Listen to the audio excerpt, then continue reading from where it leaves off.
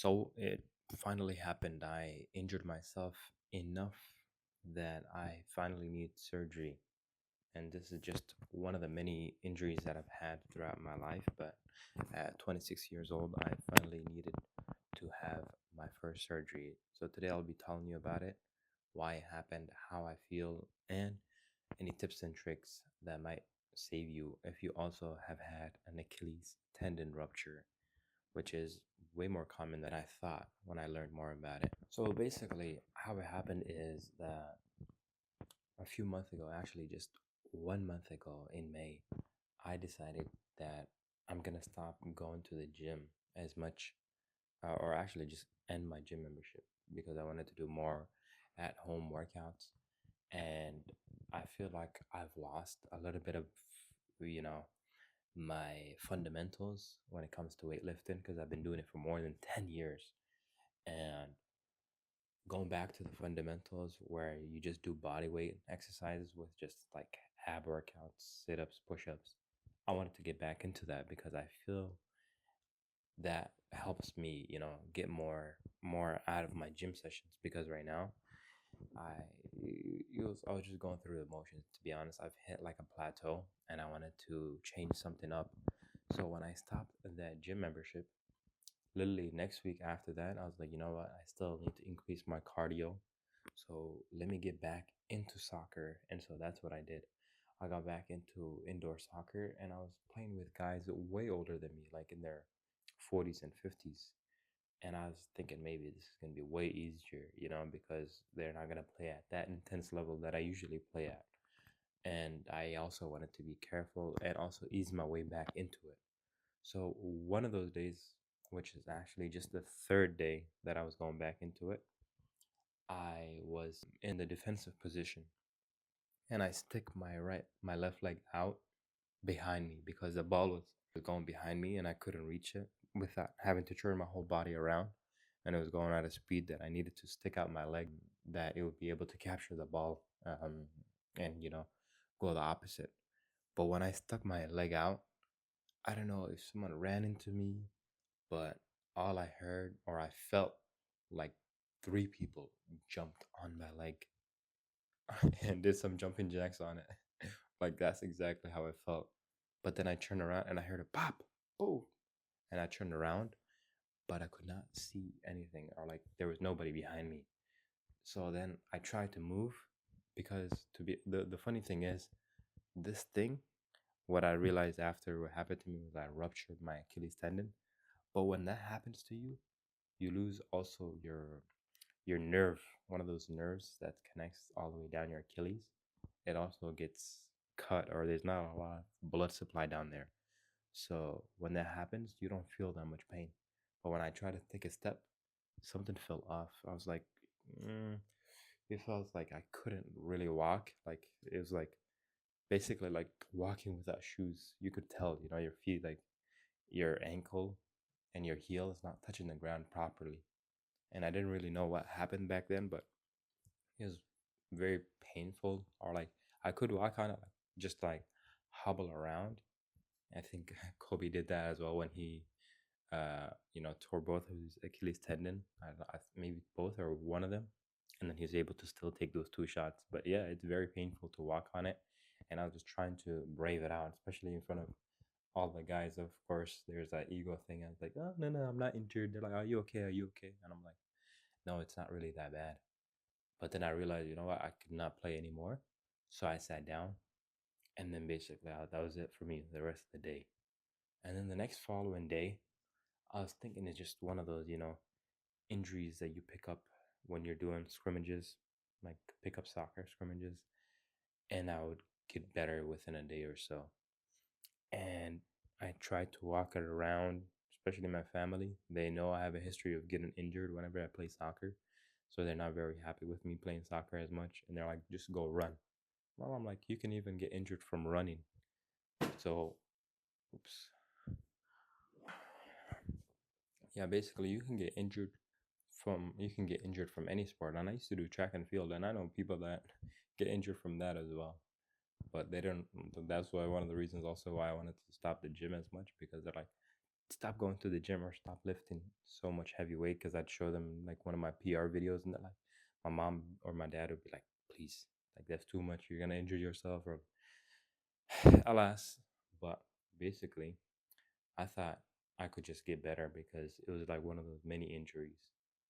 But then, like, it was very, very painful. And I even tried to massage it. That's when I really knew, because whenever I touched the back of my Achilles, it was very, very tender. And any touch was like, it felt like someone was like stabbing me. Like, just to be honest, because that's how painful it was, because there's literally nothing there between it. It was like a full zero point 0.7 centimeter, or a full tear. There was no connection, not even a little bit. Partial tear. It was a full tear. When I went into the emergency room, urgent care, the next day after the first day, when I realized this is actually a little bit more serious, and I did a bit more research into it, and I was like, okay, this is this Achilles tendon rupture, what they're calling it, that could be what it is. And I didn't want to risk it any more than that, because when I realized that that could be the possibility and I could possibly be needing surgery, that's when I took out my crutches, and I started walking around with it, be more careful. And I went to the urgent care, where they did MRIs and were able to confirm. They did a Thompson test, where they squeeze your leg, and if your leg doesn't reflect back, that means like there's no connection there, no Wi-Fi signal, and that there is a full tear, which they also were able to confirm. So I busted out the crutches, and those crutches were actually from another injury on my right ankle, not this left one, but the right ankle, which I got almost 2 years ago, and it was also another soccer injury. But thankfully, that one I just rolled it, and I just recovered after like a couple months of physical therapy. I had no surgery for that one, but this one, they said they gave me two options. They said you can either let it heal by itself. It's gonna take you more than a year to heal, but we just will put it in a cast, and it will heal by itself. But there's a possibility. The risk is it might not heal fully, in line, and there's a high likely chance that it's gonna re-rupture if you go that path. It's gonna be longer. The risks are not that high, or there's a risk of re-rupturing, and you might not even heal properly. Or the second option, and this is what they recommend for anyone that's active and wants to get back into their active lifestyle, which I told them that I definitely have plans over the next couple of months that will definitely, this will hold me back. So I want to recover as quickly as possible. So they suggested a surgery which will reattach my two tendons together, put stitches together, and then basically it will help me recover faster, like 6 weeks. That's what they said. I'll be able to start walking normally, or like there's gonna be phases to it. So that's what happened 2 weeks ago. I got into the surgery room, and they gave me some wipes to wipe over myself, make sure that I'm fully clean. And they said, put on this gown. This is completely new to me, and I was not expecting that. I was, thinking like, hey, like I got my tooth taken out one time, and they put me to sleep. Does that count as surgery? And they're like, nah, that's nothing. This is a full on surgery in the operating room. You need to go have someone with you. You need to sign all this, your life away. And the funny, oh my, okay, so a side note that I need to tell you guys, I did take my dad with me, and my dad, he's very, um, he doesn't like hospitals that much. And I should have known this in hindsight. Actually, I did know in hindsight, but he told me two crazy things happened before we, like, I was waiting in the waiting room for a little bit, right? My surgery was scheduled at 12:30, but we actually did the surgery at like 2 o'clock, so we were waiting for a long time. So we had a lot of time to kill. And he told me, hey, there's this guy that I know, or he heard the story of a guy who went all the way to Turkey to get his hair done because he was balding, and then they did that anesthesia on him, and they completed his hair transplant and all that. But he never woke up from those anesthesia. And I'm like, Baba, like, why are you telling me this right now? Like, right before I go into anesthesia, you don't have to scare me. But alas, he was bored, or I don't know what it was. But he told me that, and I was like, okay, alas. So I did go into the surgery, and all I just saw was a big operating room, a bunch of nurses and whatnot. I am all prepped for the surgery. There is a bit of a delay because there's others also getting surgery that made mine get pushed back a little bit. So I give them up. IV there and everything is plugged in. They're gonna put some anesthesia, with that arm to make me go to sleep, as well as a shot on my left leg where the injury is, to make sure I don't feel anything for the first 24 hours. But yeah, first surgery in my life, I'm a little bit hesitant, and this get up is a little bit interesting. But I do have a cute heated blanket basically right here, making sure that I'm warm and toasty before the surgery. They want me to be very, very toasty and warm, so that it's, I think, easier for the blood circulation. But yeah, overall, just another day. But it could always be worse. I'm always just thinking to be a bit grateful no matter the situation. So we'll see how it goes. I'll give you guys probably an update after the surgery, because they'll be knocking me out, and I will hopefully have everything stitched up and ready to go by the end.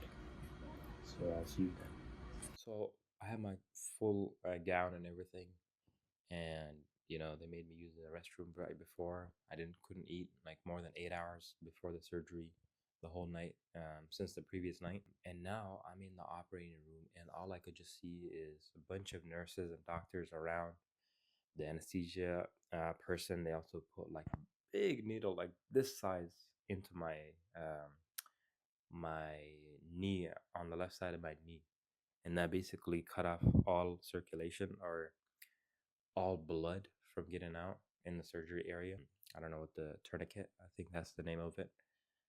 Yeah, that was a bit painful, but that was actually the most painful thing, because when I got into the surgery room, I just saw the big lights and everything. They gave me the anesthesia mask, and then they said count to 10 or something.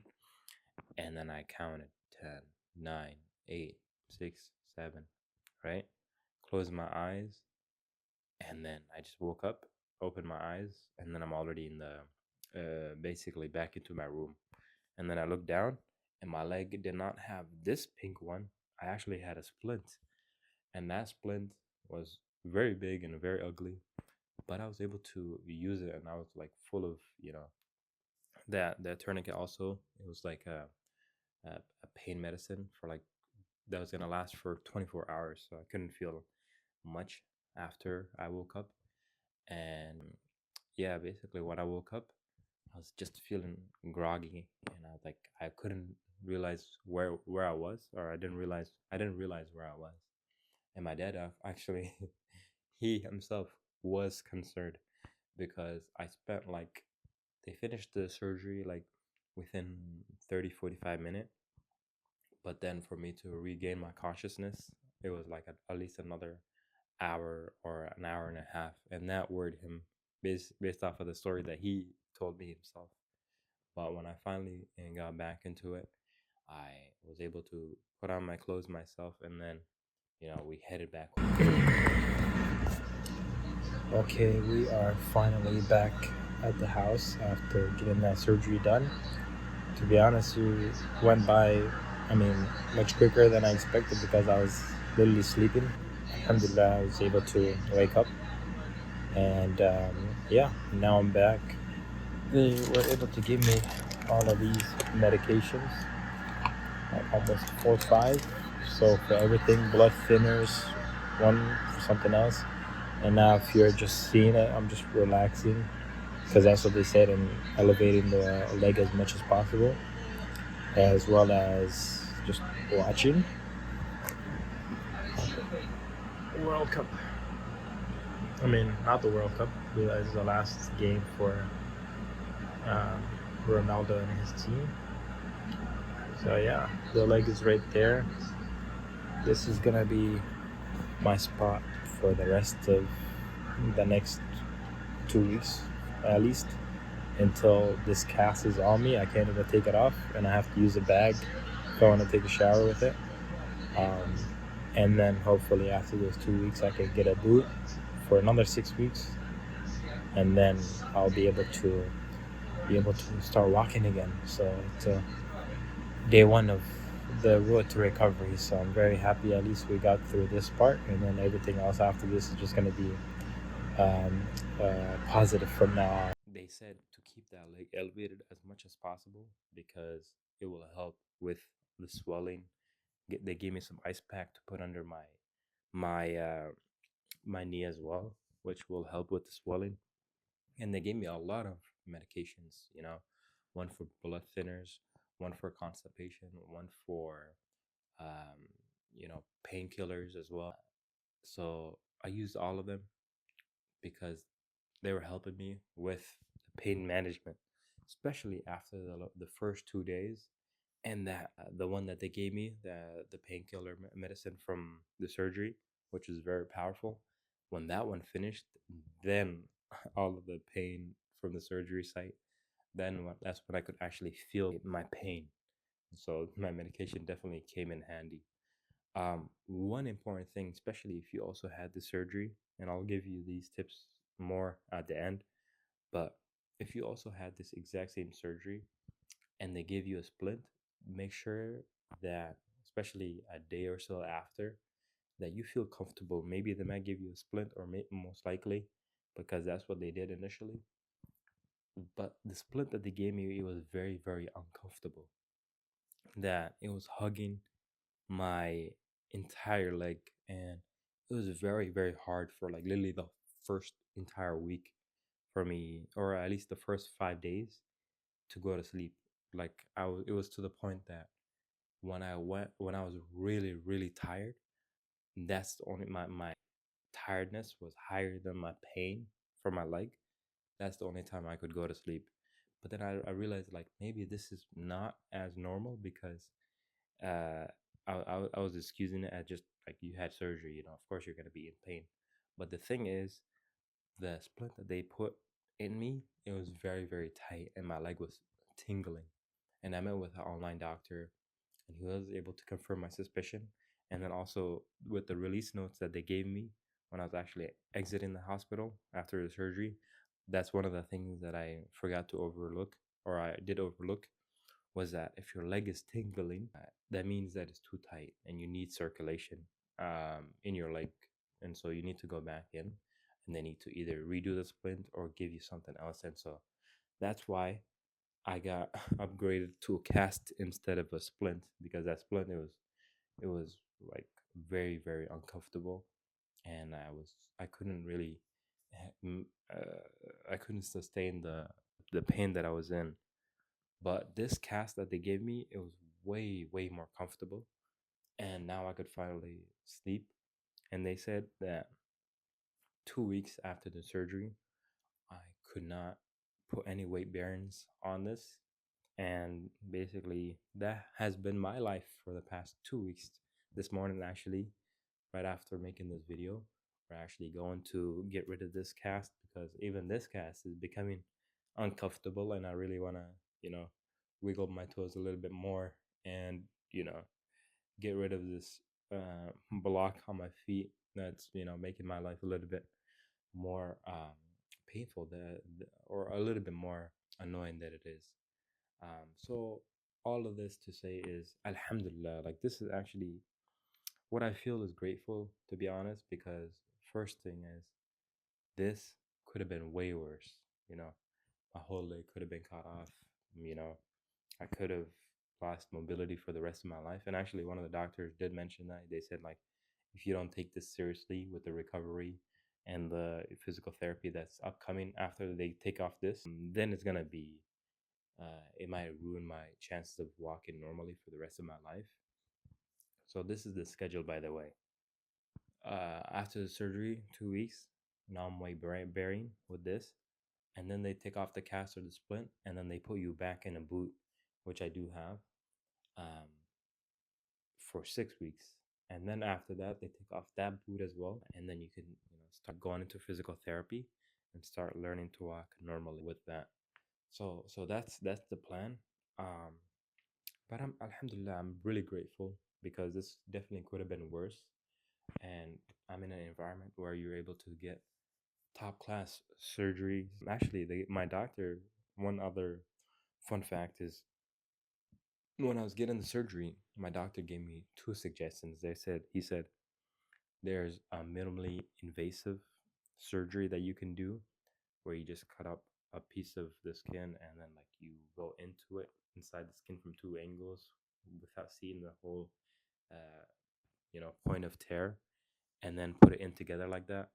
Or you can just do a full operation where you just open up the whole skin and then reattach it while you're fully looking at it.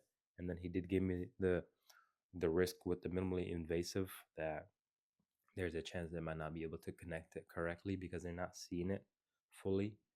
And of course, another reason why I chose the full operation is because he recommended that. But he himself was one of the doctors that invented the one of the instruments to do the minimally invasive one, and he himself was not recommending that option. And I was like, okay, if you invented that procedure or one of the instruments for that procedure and are not recommended it, I'm gonna take your word for it. So we went with the full operation. But that's one of the things, alhamdulillah, that I'm grateful for because there's other people, they have these types of injuries, and there's literally either they don't have doctors that can operate on them, they don't have the medical facilities to, get these types of injuries fixed, they don't have the type of medications that are available. So, alhamdulillah, ala kulli hal, even though this is not ideal, this is not what I wanted, this is not what I planned for my life, this is what happened, this is what has written for me. And I wanted to just be grateful for that because I'm able to, I can heal. Like, it's not the end of the day, alhamdulillah, that it's possible to get better from this. A lot of people have gone through it. One very helpful Reddit thread that I learned was there's a whole community of like 17,000 people on Reddit that have this exact same injury, and they all give each other the same advice and like tips and tricks. But yeah, so as a thanks to the subreddit on Reddit, the Achilles injury, with the tips and tricks that they gave me, very very helpful. Here are just some of my tips and tricks as well. So for the stairs, right?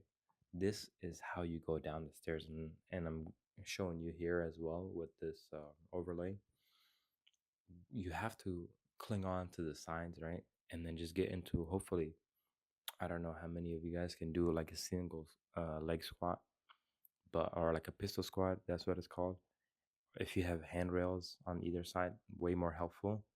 But put your hand through your crutches and then just sit down with one leg, and then just scoot your butt all the way down because I was thinking like stairs are gonna be one of my biggest nightmares, right?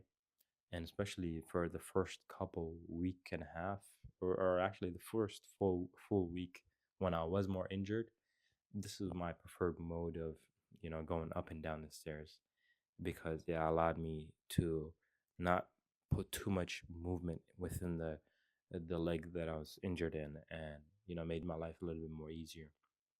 But then I graduated into skipping, or if you can, I just use my crutch on my right hand, and then the handle on the left side, and I can just skip one foot at a time, going up and down as well.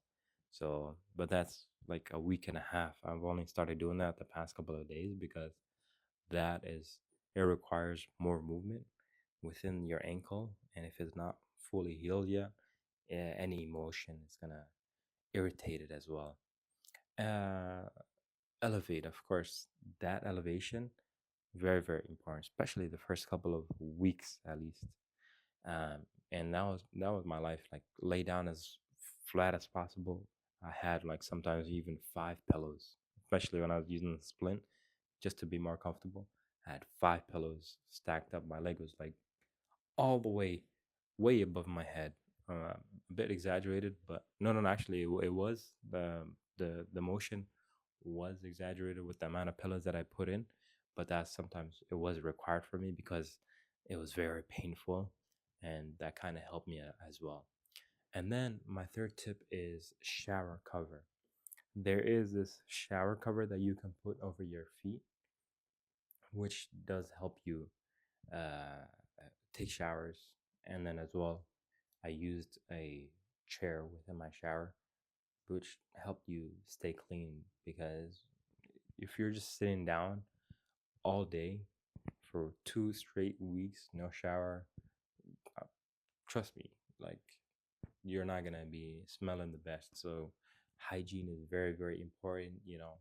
Keeping myself, uplifted, with my daily tasks and doing my normal work because it's mostly mental. When people get injured, most of it is like a mental, and especially for me, to be honest, this was one of my most, I don't want to say one of my lowest points, but I did feel some dips of depression, or not depression, to be honest. I don't want to use that word just carelessly, but it was more like uselessness. Because one of the things that I highly pride myself in is my ability to, self-preserve, that I'm able to do things actually for myself.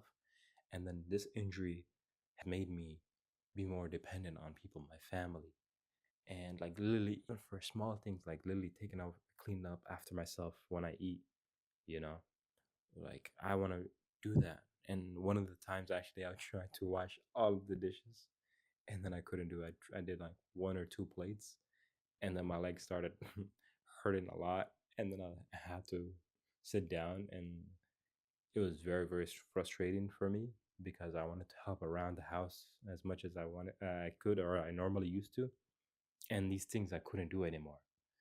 So it made me very vulnerable because I had to depend on other people, and it wasn't something that I was usually used to. And so it did humble me.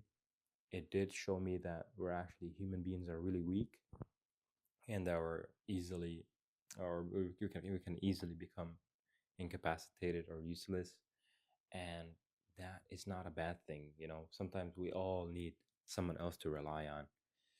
And so that's what I had to do, and I just had to come up with that, understanding that it's not gonna ruin me, or ruin my ego or my pride or whatever if I depend on someone else.